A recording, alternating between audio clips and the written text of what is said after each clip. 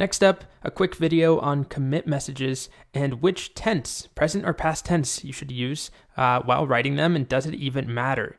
This is kind of a weird thing in Git.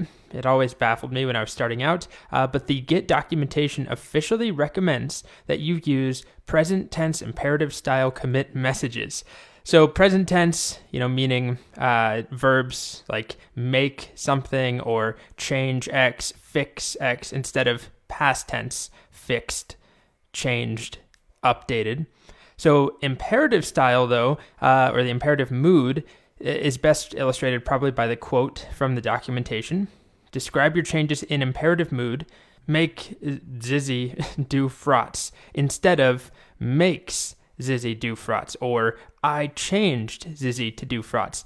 Write things as if you're giving orders to the codebase to change its behavior.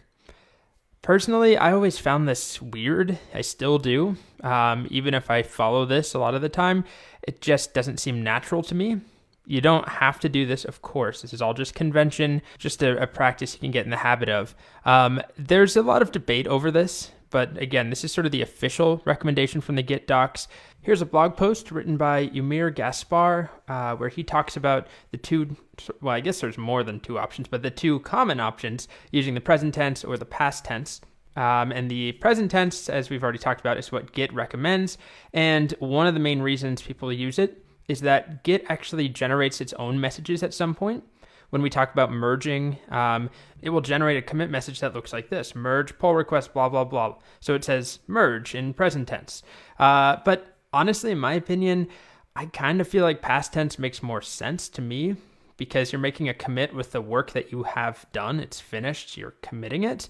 But honestly, at the end of the day, it doesn't really matter as long as you are consistent, or more importantly, as long as you're following the pattern set out by whatever organization you're working with. If it's a company or an open source project, if everyone else is doing present tense and they ask you to do present tense, you should do present tense. So I try and stick with present tense when I'm teaching. If we type git log, the commit messages I have been writing are, split X, or rename, or create, or begin.